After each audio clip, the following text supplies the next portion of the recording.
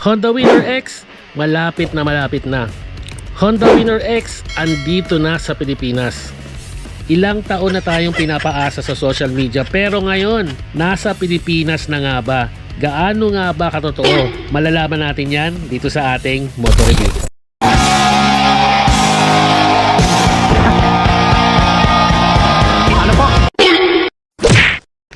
At eto na nga, tila nga ba nagkaroon ng pag-asa na magkatotoo na mailo-launch na nga dito sa Pilipinas ang Honda Winner X. Pero based sa na-capture na video ni Yux Moto na di umano nag-shooting na nga ang Honda Winner X sa Marilake. Pero bakit nga ba ang daming naghihintay sa motor na to? Anong meron sa Honda Winner X at baliw na baliw sila dito? Para maintriga din kayo, based sa specs from Vietnam, ito po ay isang 149.16cc, 4 valves, dual overhead cam, liquid cooled, may 6-speed transmission gear and fuel injected. Dito pa lang makikita nyo na kung bakit nanguhumaling sila sa Honda Winner X 150 dahil dito.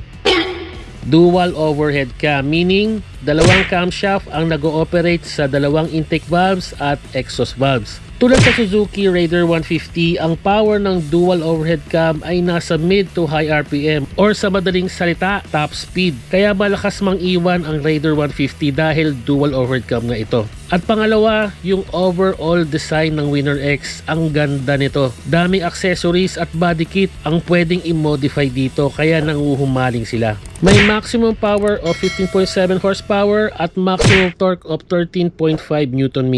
Telescopic fork suspension sa harap at naka-mono shock naman sa likod. Naka-disc brake harap at likod para mas solid ang stopping power nito. 90/80/17 sa harap at 120/70/70 naman sa likod na handang-handa na sa bangkingan. Dimension nito 2019/727/1104mm, seat height na 795mm na sakto pa rin sa height ng Pinoy. Ground clearance na 151mm, weighing at 122kg. Fuel tank capacity nito ay 4.5 liters at may fuel consumption based sa Honda Vietnam na 50 kilometers per liter. Based sa features naman ng Honda Winner X 150, ito po ay naka full LED lighting system, naka keyless system, meron siyang USB charging port na napaka-importante sa mga riders natin. Naka single ABS or anti-lock braking system sa harap para sa safety features nito. Naka digital panel at makikita ang mga importanteng details nito. Meron siyang push start at kick start.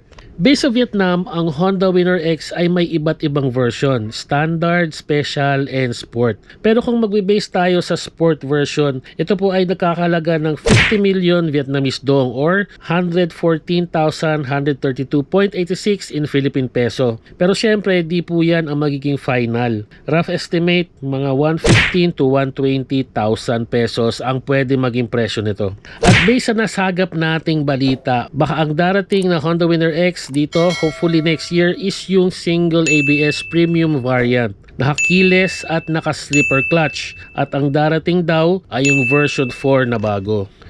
Honestly speaking, alam naman natin na yung ibang mga brand kapag nag-launch ng bagong motor dito sa Pilipinas, para siyang expectation versus reality.